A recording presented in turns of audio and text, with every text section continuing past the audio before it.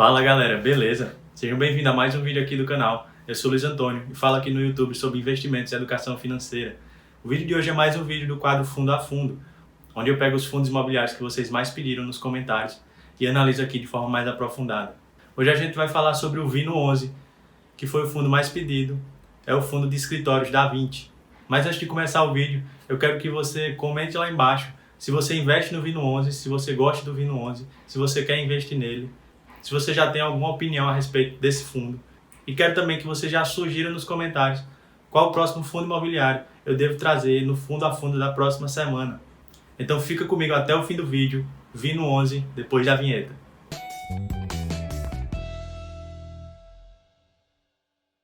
Mas se você se interessa por fundos imobiliários, por ações, por investimentos em geral, por educação financeira, não deixe de curtir esse vídeo e de se inscrever aqui no canal, de compartilhar com teus amigos que você sabe que também se interessam por esse tipo de assunto.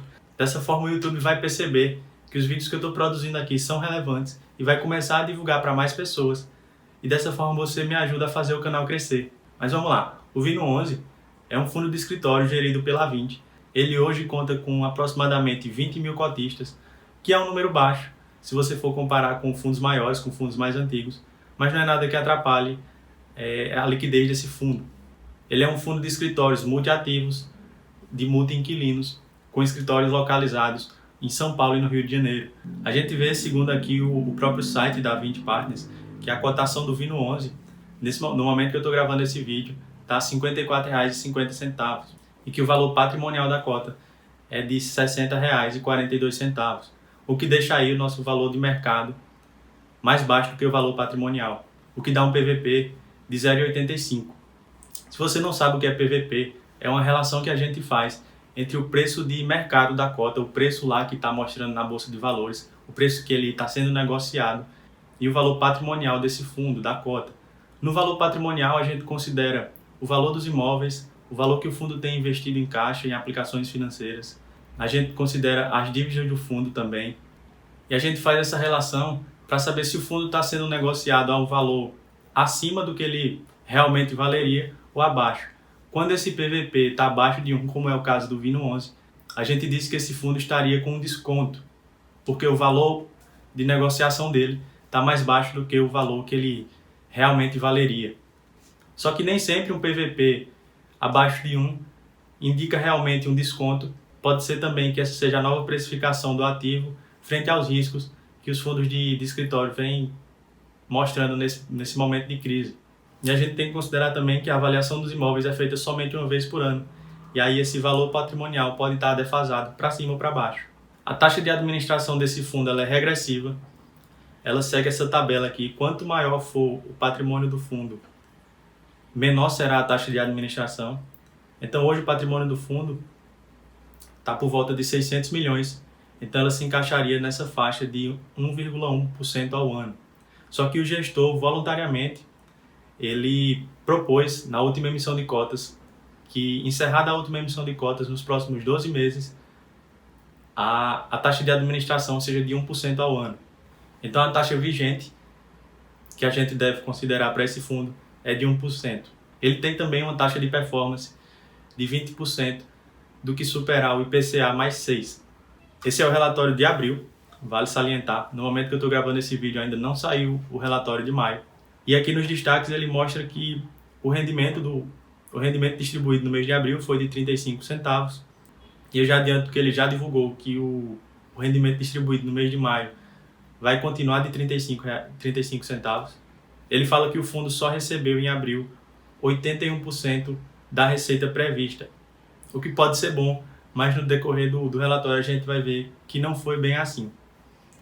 Ele fala que o fundo também tem um resultado acumulado de R$ 1,01, o que me deixa confortável a respeito desse fundo, porque em uma situação de inadimplência maior, ele tem um certo caixa aí não distribuído para regularizar a recorrência da distribuição desses dividendos.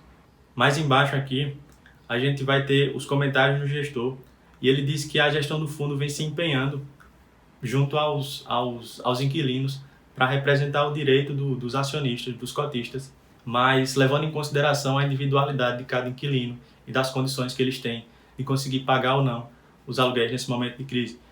E ele disse que esse esforço resultou como um recebimento de 85% da receita de aluguéis referente ao mês de março, que tem o vencimento em abril, e que 6% é referente a um recebimento atrasado. Então a gente vê que no destaque lá, as receitas referentes a abril não foram 91%, e sim 85%. Ele disse que foram concedidos diferimentos em cima de 6,4% da receita. Isso em relação à negociação junto com os inquilinos sobre o aluguel. Diz que teve 0,2% da receita do fundo em descontos, que eu considero um pouco irrelevante, e que a inadimplência nesse mês foi de 8,3%.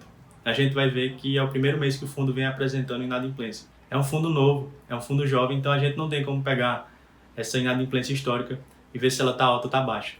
Mas como esse já era esperado, o fundo está aí apresentando uma inadimplência em abril, devido a essa crise.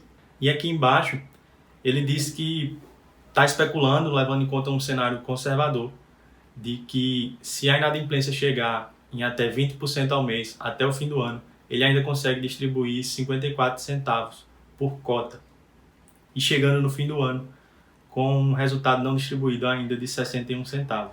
E ele fala, claro, que isso não deve ser considerado uma promessa, nem uma garantia de que os rendimentos serão esses. Mas diante desse resultado não distribuído que ele tem, eu acho palpável ele conseguir atingir isso. Uma das coisas que mais me preocupa nesse fundo é a base de inquilinos dele, e a gente vai ver mais na frente. Mas embaixo ele tem o resultado e a distribuição do fundo. E a gente pode ver aqui, o que eu gosto dos relatórios da Vinci é que nos resultados de distribuição ele coloca uma coluna considerando o resultado por cota. E aí fica mais fácil, fica mais simples para o investidor, para o acionista perceber como é que está esse caixa, como é que está esse resultado. E aí a gente vê aqui que em abril o fundo teve como resultado de aluguéis, receitas de aluguel, 36 centavos por cota, teve um resultado financeiro de 3 centavos, e aí taxa de administração e outras despesas de 6 centavos, apresentando um resultado total de 34 centavos e um resultado distribuído de 35 centavos. Então fica fácil perceber que ele precisou pegar um pouquinho do caixa, 1 centavo do caixa por cota, para manter essa recorrência de 35 centavos ao mês. É claro que esse é o relatório de abril, e a gente já está no começo de junho, então a gente precisa ver como ficou isso no mês de maio para tomar uma decisão com mais qualidade. E aí o relatório de maio deve estar saindo essa semana, e eu vou fazer um vídeo aqui, tanto desse Vino 11 como o do Rect 11, que eu peguei os relatórios mais recentes que tinham disponíveis, mas que eram de abril, e vou fazer um vídeo de atualização, trazendo os pontos principais de cada um. Mais embaixo a gente vai ter a rentabilidade do fundo, e aí a gente vai ver aqui de novo. Se você tem acompanhado o quadro fundo a fundo, quase todos os fundos que eu tenho trazido, eles têm um resultado negativo em 2020, por volta de 28% a 30%. Eu já falei que a causa desse resultado negativo foi uma correção que começou a acontecer na maioria dos fundos imobiliários no IFIX, no começo de janeiro, e que se agravou com a crise lá em meados de março. Aqui a gente vê a carteira do fundo, onde a gente consegue ver o patrimônio líquido dele, e o que seria o valor patrimonial dele.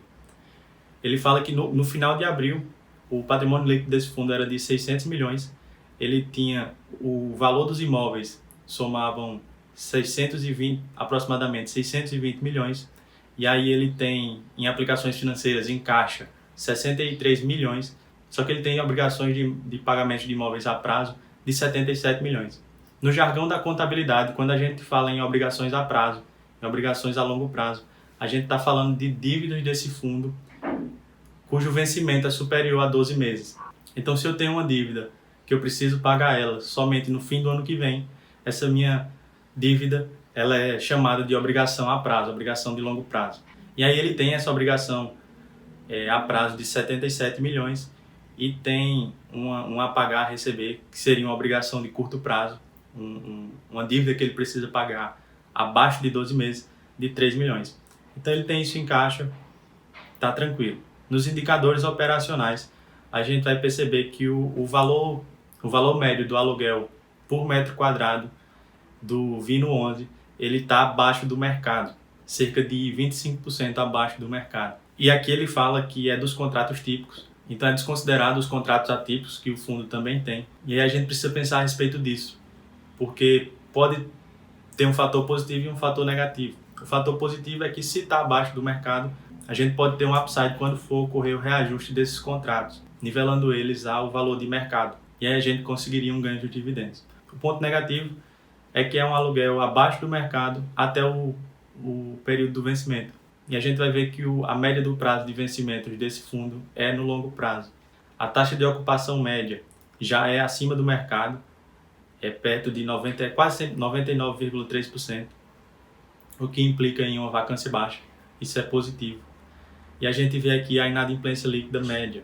Como eu disse antes, é um fundo jovem, então ele vem apresentando essa inadimplência somente no mês de abril. E em maio a gente vai ver somente no próximo relatório quando sair, que eu vou trazer aqui para vocês num vídeo de atualização de forma mais direta, de forma mais curta. E aqui a gente tem o vencimento dos contratos. O out aqui quer dizer o preço médio do vencimento dos contratos do fundo. E a gente vê que a média é de 8 anos, e aí 92%, a maioria esmagadora dos contratos desse fundo tem vencimento somente de 2025 para frente, o que geralmente eu considero uma coisa positiva, mas como a gente vê ali, a média do valor do aluguel dos contratos típicos está abaixo do mercado. Mas ainda não é uma das coisas que mais me preocupa nesse fundo. A gente tem aqui outro ponto positivo, que é na idade dos ativos, e aí se você somar esses 36% de 3 a 5 e os 31% até 3 anos, a gente tem que 66% dos imóveis desse fundo têm até 5 anos de idade, que são imóveis novos, devem ser imóveis modernos, de boa qualidade, o que dá ao fundo mais tempo sem precisar estar gastando com reformas, com retrofit, para atualizar, para modernizar esses imóveis. E a gente vê aqui que a gente só tem acima de 10 anos 17% dos imóveis. A maior parte dos imóveis do fundo são controlados pelo próprio fundo, o que dá ao fundo mais liberdade de atuação. E aqui a gente tem o portfólio de clientes desse fundo. A gente consegue ver facilmente que a maior representação, mais de 53% dos clientes do fundo, em termos de receita do aluguel, são de 2 clientes. O mais relevante, com 33%, é a própria Vinci Partners, que é a própria gestora desse fundo. E isso abre um espaço para algum conflito de interesse. Perceba que eu estou dizendo que abre um espaço, eu não estou dizendo que pode ocorrer, que vai ocorrer. Eu gosto da gestora, mas por causa disso eu já fico um pouco com o pé atrás. O segundo cliente mais relevante, com 20% da receita, é a WeWork. E eu não sei se você vem acompanhando, a WeWork está passando por problemas. O CEO do SoftBank, que foi um banco que investiu pesado na WeWork, declarou na mídia que ele meio que se arrependeu de ter feito esse investimento, que ele foi um tolo em ter feito. A WeWork a gente vai ver que é uma das empresas que apresentou a inadimplência, e a gente precisa acompanhar de perto isso, porque representa uma parcela significativa da receita do fundo. Com a representação maior, mas ainda sendo a terceira, com 8%, é a Lojas Renner, que também é uma das inadimplentes. Nos indicadores operacionais, ele fala no item de inadimplência que os principais locatários inadimplentes são Renner e WeWork, que representam uma parcela significativa da receita desse fundo, e a gente precisa ficar atento a isso. Ele fala que o time de gestão está tomando as providências para buscar regularização entre os locatários, mas dentro dessa crise a gente não tem como prever de forma precisa como vai ser isso. E aí a gente precisa ficar alerta nesse sentido. A gente vê que o fundo é até um pouco diversificado em relação aos setores, aos segmentos da economia, concentrado na área financeira e na área de coworking. A gente tem também 15% do varejo, e aí varejo e coworking foram uma das áreas afetadas nessa crise. A gente tem 41% dos contratos atípicos. Ele não diz qual é o cliente que tem esse contrato atípico, mas a gente considera sempre um pouco mais seguro ter contrato atípico no contrato, ter contrato atípico no portfólio do fundo, e aí é mais um ponto positivo para o Vino 11. Como eu disse no começo do vídeo, o fundo tem imóveis no Rio de Janeiro e em São Paulo.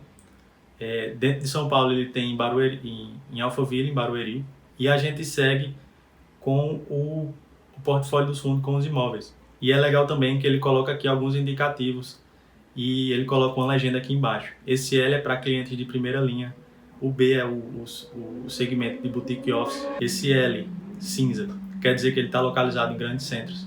E aí, se você quer estudar mais sobre cada imóvel, sobre o relatório em si, eu vou deixar o link o acesso a esse relatório aqui na descrição.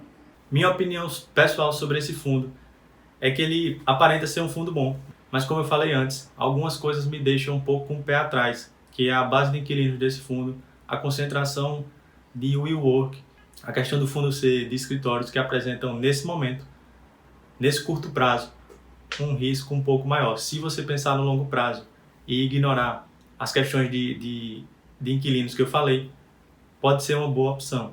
Meu último vídeo do quadro Fundo a Fundo foi sobre o Regt 11, que é também um fundo de escritórios, e eu vou deixar o link aqui no card e também na descrição, para você assistir e comparar um com o outro e ver qual que você acha melhor. Claro que toda escolha de fundo imobiliário que a gente vai fazer, quando quer incluir na carteira, a gente tem que levar em consideração a nossa estratégia de investimentos, a nossa estratégia na formação da carteira. Se eu tenho uma carteira mais diversificada, se eu invisto somente em fundos imobiliários, eu preciso ter uma carteira com maior número de ativos. E aí eu preciso diversificar essa carteira em setores, e uma das formas de diversificar dentro do setor é colocar mais de um fundo do mesmo setor, fundos que se complementam em diversificação. E aí ele pode ser uma boa estratégia para você casar com algum outro fundo. Lembrando mais uma vez que essa é a minha opinião pessoal. Eu não estou aqui fazendo nenhuma recomendação de compra do Vino 11, nem de venda caso você tenha. O meu intuito aqui é mais acadêmico, é que você aprenda mais sobre o fundo e tome sua decisão com mais qualidade. Comenta lá embaixo o que é que você achou do vídeo. Não esquece de sugerir um fundo imobiliário para o Fundo a Fundo da próxima semana. Não se esquece de curtir esse vídeo se você gostou, de se inscrever aqui no canal e a gente se vê no próximo vídeo.